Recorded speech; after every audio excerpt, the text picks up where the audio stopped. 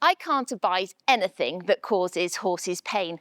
I can't even watch a film where horses get injured. And of course, I know that's acting. I really want my horses to like me. I spend a lot of time working on my bond with my horses, and this is something that I teach as part of the massage course. And horses have so many pains and problems that us horse owners have to worry about. So there's one thing I think that we can do that we can just take out of the equation, and that is when it comes to pulling a horse's mane.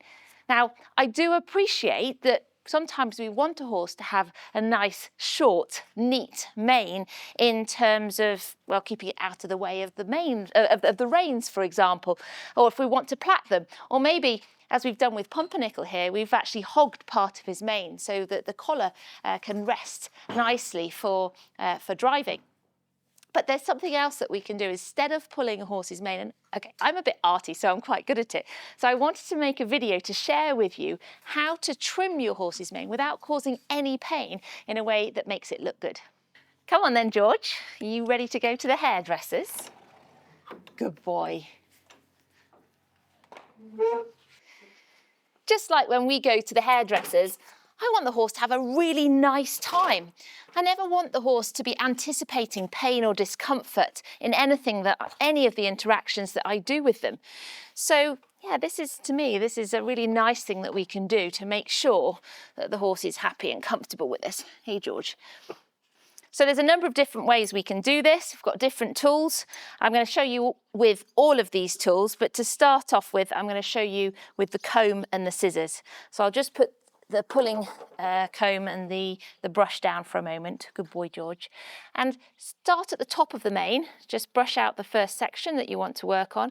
And then literally, as if you were pulling, you're going to push the mane up. It's interesting, he shook his head then. That could have been because of a fly. But actually just shaking the head like that is an indication that maybe he was expecting pain, so probably he's had his mane pulled before, not with me, but somewhere else. Then once you've got these sections, you can just cut them. I'm just going to cut those sections. I could actually have gone a little bit shorter. There we go. And then we're going to brush that out again. Good boy. And you can hardly tell I've done anything. So once again, I'm going to take hold of it. I'm going to push it up and cut across. Sometimes you cut upwards like that and they get a better result. I think the thing is, what you don't want is to have a cut line. I know you could literally just cut straight across and it's more of a show jumper style, but from an eventing background, I kind of like the more natural end look. So if I cut here, where are you going?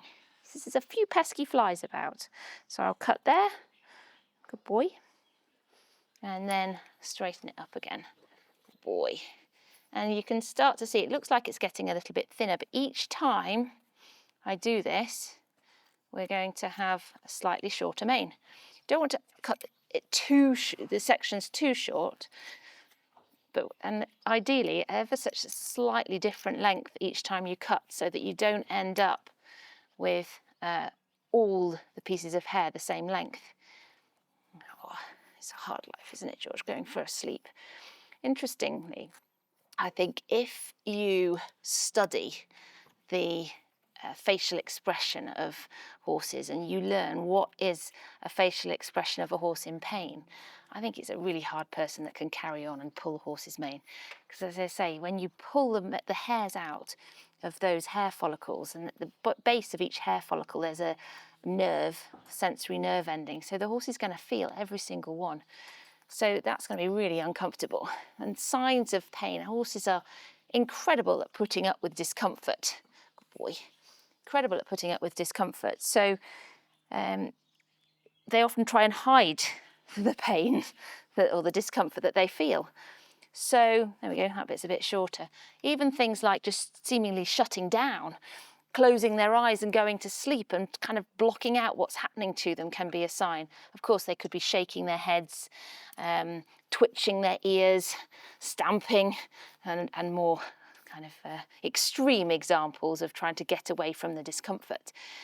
But yeah, often people will use a twitch, for example, to make the horse stand still and put up with it. But I just think, why do we need to do that? The horses have so much pain and discomfort in their lives sometimes if they have injuries, lamenesses that we have to worry about as horse owners.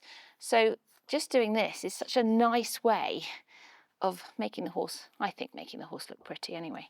So I'm going to carry on like this, and actually I'm going to swap now to my next tool just to try and demonstrate different methods of doing this. I'm going to use this. I actually prefer using the brush. Again, hold on to the long bit, push it up, cut the mane, brush it back down. Brushing back down is so much easier with a bigger brush. Maybe you can't be quite as precise, but by having the bigger brush, you can get on through a little bit more. Good boy. And George is just going to sleep. Maybe we should chat about having his holiday. Where are you off to this year? Just like when you're at the hairdresser's, hey, George, good boy. We have a few flies about today, which he's twitching over. So, you know, within sport now, it's become accepted, an accepted rule that we don't trim the horse's whiskers. Well, I'm wondering whether pulling the horse's mane should be a new, thing that is advised by the FEI, not that we shouldn't be allowed to do. I just think, how can we do that? We love our horses so much, we want them to be comfortable. To me, this is just something easy, and I appreciate that pulling a horse's mane is something that's been done for years and years. It's an old tradition.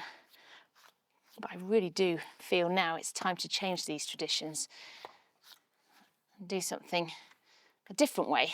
Look for ways where the horse can be comfortable and still get a similar result. Well, I think this isn't looking too bad so far.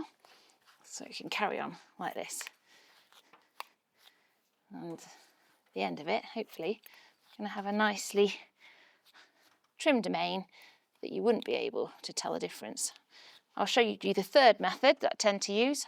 Probably would spend a little bit more time just working on some of these long bits, and it's worth standing back at the end, and we'll do that in a minute. And that is to take a pulling comb. So with this, we can do something very similar. We can push the hair up, do it that way, or we literally just come down like that. So if I take, good boy, the brush here, I need to move my step. Do that with the mane, with the pulling comb. Just watch that we don't end up going too high with it, because you can end up with some really short bits if you're not careful. If you're wanting to plait your horse's mane, just doing a straight cut makes it quite difficult. So that's why it's nice to have sort of these varying lengths of mane ends to be able to get a really good plait. All right, so when we're finishing off, I think it's quite nice to come off the block and get a different perspective of the mane to see what it looks like. So I've got this last bit here to do. I've gone back to my favourite method. You know what, he's twitching his skin a bit over his withers in particular here, and that could be flies, but also I am convinced that he has had his mane pulled before, so there is a certain amount of him expecting some discomfort, but hopefully he's quickly going to realise that actually this is a nice experience for him and that I'm not going to cause any pain. He can trust me. Trust me, George, this is just a nice experience. Nothing nasty is going to happen.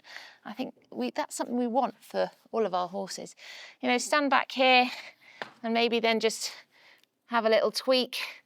Are there any long bits that we want to make look better? Sometimes it's worth brushing over to the other side and then looking at it from the other side, doing the same thing, and then coming back again and just testing it out. Oh, there we go. We could talk about the latest soap opera that's going on television. That's what another thing hairdressers ask, isn't it? Hey, George. And then finally, the last thing is to come onto the forelock, which very often, if you're pulling a horse's mane, is one of the most uncomfortable things to do. You know, things to watch out for to recognise if the horse is in discomfort. Their eye. Are they showing the whites of their eyes, the sclera of their eye? How are they showing any wrinkles or tension around here? What about the nostrils and the muzzle? Is there tension around there? Just holding like that can be an indication that they're in discomfort, that they're really not enjoying it. George, on the other hand, isn't showing that. Oh, hang on, I've got to Just brush that bit back. Don't want to take too much off the forelock because I don't want him to have a look like he's been, well, had a sort of, what's it called when you go to the hairdressers and they put a bowl on your head and cut round it? We don't want him to look like that. So just want to take a little bit off the very longest parts. Good boy, George. And slightly different lengths. Make sure we're not cutting any of the forelock at the same length. There we go. And we've got a slightly shorter forelock. This bit at the bottom here is, you've got a bit of a wispy forelock anyway, haven't you? There's some pesky flies waking you up. Get that last bit there. Good boy. And there we go. Oh, thank you so much, George. That's just what I wanted. And I'm just going to finish off with, I think maybe one of the hairs went up his nose and made him snort at the last minute there.